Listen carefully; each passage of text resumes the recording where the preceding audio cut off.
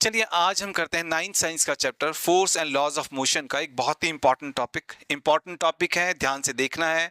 Topic हमारा है mathematical formulation of second law of motion. तो हमने second law of motion, Newton's का जो सेकंड लॉ ऑफ मोशन है, इसका एक मैथमेटिकल फॉर्मूला यहां पर बनाना है, तैयार करना है। तो देखिए, हमने सबसे पहले तो ये समझना है कि जो न्यूटन्स का जो सेकंड लॉ ऑफ मोशन है वो क्या है। तो देखिए, हमने अच्छी तरीके से पढ़ा है कि जो न्यूटन्स का सेकंड लॉ ऑफ मोशन है वो हमसे ये कहता है कि जो rate of change of momentum होता है वो डायरेक्टली प्रोपोर्शनल होता है to the applied unbalance force in the direction of force. इसका मतलब ये हुआ कि अगर हम किसी चीज पर फोर्स लगाते हैं, ठीक है, तो फोर्स लगाने पर उसका मोमेंटम बदल जाता है। तो जितने देर तक हमने फोर्स लगाया है उसके हिसाब से उसका मोमेंटम बदल जाता है। तो जो ये rate of change of momentum है, मतलब जितनी तेजी से मोमेंटम बदल रहा है, वो डायरेक्टली प्रोपोर्शनल होता है फोर्स के। यानी कि जितना ज्यादा फोर्स लगाओगे उतना ज्यादा चेंज इन मोमेंटम आएगा। बस यही होता है, उतना तेजी से चेंज इन मोमेंटम आएगा। बस यही होता है न्यूटन का सेकंड लॉ ऑफ मोशन। और जो ये चेंज इन मोमेंटम आएगा वो किस डायरेक्शन में आएगा? जिस तरफ को फोर्स लगाएंगे उसी डायरेक्शन में आएगा। बस इसी बात को हमने यहां पर मैथमेटिकली बना करके दिखाना है, ठीक है। तो चलिए हम एक ऑब्जेक्ट लेते हैं। यहां पर हमने एक ऑब्जेक्ट यहां पर ले लिया, ठीक है। एंड मान लेते हैं कि ये जो ऑब्जेक्ट है पहले से ही चल रहा है, इसका एक इनिशियल वेलोसिटी है। मान लेते हैं कि जो इसका इनिशियल वेलोसिटी है, ये ऑब्जेक्ट हमारा है, ठीक है, ये ऑब्जेक्ट है हमारा। मान लेते हैं कि जो इसका इनिशियल वेलोसिटी है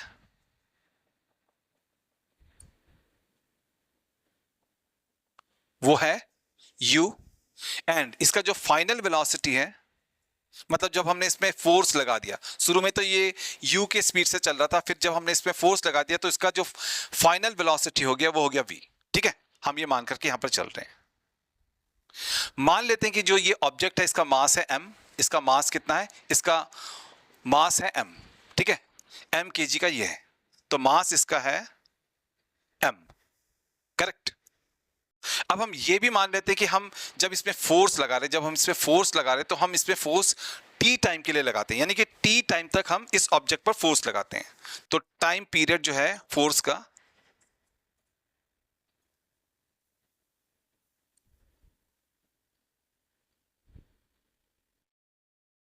वो मान लेते हैं t है, ठीक है। चलिए हम सबसे पहले ना यहां पर निकालेंगे चेंज इन मोमेंटम। तो सबसे पहले आपने ये याद रखना है कि जो मोमेंटम होता है, आपने याद रखना है कि जो मोमेंटम होता है वो होता है मास इनटू वेलोसिटी, ठीक है, मास इनटू वेलोसिटी। यानी कि अगर हमारे पास में कोई एक ऑब्जेक्ट है, उसका मास m है, उसका वेलोसिटी v है, तो उसका मोमेंटम हो जाएगा mv, ठीक है। इस तरीके से आपने अच्छी तरीके से याद रखना है कि मोमेंटम सिर्फ क्या होता है, जितना भी किसी ऑब्जेक्ट का मास है उसको उसकी वेलोसिटी के साथ में इंटू कर दो तो उसका मोमेंटम हमारे पास में आ जाता है। तो मोमेंटम होता है मास इंटू वेलोसिटी, करेक्ट। तो हम निकालने जा रहे हैं चेंज इन मोमेंटम। सबसे पहले हमने निकालना है चेंज इन मोमेंटम। अब आपने याद रखना है कि जो चेंज इन मोमेंटम होगा वो कैसे निकलेगा। अगर हमें चेंज इन मोमेंटम चाहिए तो हम फाइनल मोमेंटम में से इनिशियल मोमेंटम को माइनस कर लेंगे, है ना। तो हम क्या करेंगे, फाइनल मोमेंटम लेंगे और उसमें से माइनस कर लेंगे इनिशियल मोमेंटम को।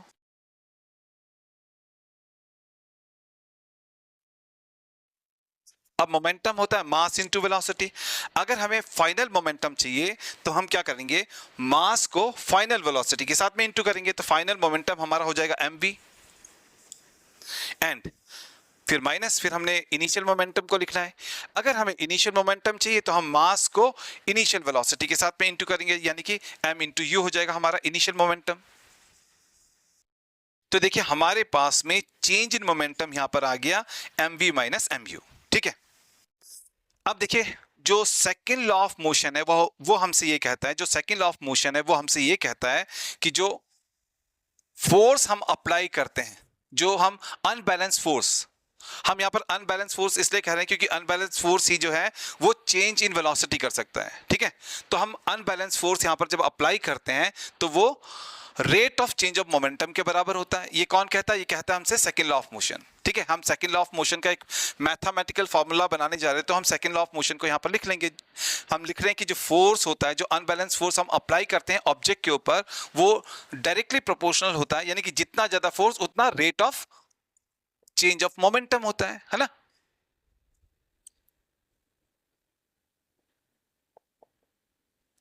अब जो ये डायरेक्टली प्रोपोर्शनल है, इसका मतलब होता है कि अगर आप फोर्स बढ़ाओगे तो rate of change of momentum भी बढ़ जाएगा, अगर आप फोर्स कम करोगे तो rate of change of momentum भी कम हो जाएगा। इसको बोलते हैं डायरेक्टली प्रोपोर्शनल। ठीक है, यहां पर हमने ये डायरेक्टली प्रोपोर्शनल का साइन लगाया हुआ है। अब एफ जो है वो डायरेक्टली प्रोपोर्शनल है rate of change of momentum के, है ना। अब rate of change of momentum में से हमें चेंज ऑफ मोमेंटम तो पता ही है, चेंज ऑफ मोमेंटम यहां पर हमने निकाला है mv माइनस mu, तो चेंज इन मोमेंटम को यहां पर लिख लेंगे mv माइनस mu। ये आ गया हमारे पास में चेंज इन मोमेंटम। इसको टाइम से डिवाइड कर लेंगे तो rate of change of momentum यहां पर हमारा बन गया। अब करना क्या है, अब हमने ना इन दोनों से, यहां से भी और यहां से भी m को कॉमन लेना है। m को हमने दोनों में से कॉमन लेना है, तो हम m को कॉमन ले लेंगे तो हमारे पास में क्या बचेगा, v माइनस u अपॉन में t। ठीक है, एंड आपने अच्छी तरीके से याद रखना है कि जो v minus you upon T होता है, बहुत ही अच्छी तरीके से याद रखना है आपने कि जो v minus you upon T होता है वो हमेशा एक्सेलरेशन के बराबर होता है। ठीक है, ये फर्स्ट इक्वेशन ऑफ मोशन से हमको मिलता है। ठीक है, फर्स्ट इक्वेशन ऑफ मोशन अगर हमने अच्छी तरह पढ़ा है तो हमें पता है कि एक्सेलरेशन होता है rate of change of velocity, यानी कि v minus you upon T होता है a। ठीक है, तो यहां पर f है, फिर डायरेक्टली प्रोपोर्शनल है, फिर यहां पर m है, यहां पर है v minus you upon T जो कि होता है a, यानी कि एक्सेलरेशन, तो यहां पर a आ जाएगा। ठीक है, अब देखिए यहां पर हमारे पास में आ गया कि जो फोर्स हमने लगाया है ऑब्जेक्ट के ऊपर, जो अनबैलेंस फोर्स हमने लगाया है ऑब्जेक्ट के ऊपर, वो उसके मास एंड एक्सेलरेशन के प्रोडक्ट के बराबर है, इनके इनटूज के बराबर ये है फोर्स जो है। ठीक है, अब मैं चाहता हूं कि ये जो डायरेक्टली प्रोपोर्शनल है इसको मैं इक्वल्स टू में चेंज करूं। अभी इसका मतलब ये है कि जितना फोर्स हम लगाएंगे उतना मास इनटू एक्सेलरेशन होगा। हम चाहते हैं कि जितना फोर्स हम लगाएंगे एग्जैक्टली इसके बराबर हो जाए, मास इनटू एक्सेलरेशन के बराबर हो जाए। तो इसको बराबर करने के लिए, ठीक है, अभी यहां पर क्या है कि जो फोर्स हम लगाएंगे तो लगभग वो मास इनटू एक्सेलरेशन के बराबर होगा। डायरेक्टली प्रोपोर्शनल बोलता है कि जितना फोर्स हम लगा रहे हैं वो इसके मास इनटू एक्सेलरेशन के लगभग बराबर होगा। हम चाहते हैं एग्जैक्ट बराबर हमको वैल्यू मिले, तो इसके लिए हम क्या करेंगे, इस डायरेक्टली प्रोपोर्शनल को हम यहां पर चेंज करेंगे इक्वल्स टू में, और यहां पर लगाएंगे k, यहां पर इसको लगाएंगे k। जब हम डायरेक्टली प्रोपोर्शनल को हटा करके इक्वल्स टू लगाते हैं तो हम कांस्टेंट ऑफ प्रोपोर्शनलिटी यहां पर लगाते हैं। k यहां पर कांस्टेंट ऑफ प्रोपोर्शनलिटी है, एंड ये m इंटू a के साथ में प्रोडक्ट हो जाएगा, है ना। ये तीनों आपस में प्रोडक्ट में आ जाएंगे, तो f हमारा हो जाएगा kma। ठीक है, k क्या है, कांस्टेंट ऑफ प्रोपोर्शनलिटी है। k यहां पर क्या है, कांस्टेंट ऑफ प्रोपोर्शनलिटी। अब देखिए आपने याद रखना है कि अगर हम 1 न्यूटन का फोर्स लगाते हैं 1 kg मास पर लगाते हैं, और अगर एक्सेलरेशन होता है 1 मीटर पर सेकंड स्क्वायर, तो k का वैल्यू कितना हो जाएगा, 1 हो जाएगा। ठीक है, तो अगर हम इस प्रकार से वैल्यूज को रखते हैं तो k का वैल्यू 1 भी यहां पर आ सकता है। ठीक है, तो k का वैल्यू यहां पर 1 भी आ सकता है। ठीक है, तो k क्या हो गया, यहां पर कांस्टेंट ऑफ प्रोपोर्शनलिटी हो गया। तो यहां पर हमने ये बना लिया कि जो सेकंड लॉ ऑफ मोशन है उसका मैथमेटिकल फॉर्मुलेशन होता है F is equals to KMA। ठीक है, यहां पर F फोर्स है, K कांस्टेंट ऑफ प्रोपोर्शनलिटी है, M mass of the object है, A उसका एक्सेलरेशन है ऑब्जेक्ट का। ठीक है, जब हम उस पर फोर्स लगाते हैं, तो ये आ गया हमारे इस क्वेश्चन का फाइनल आंसर।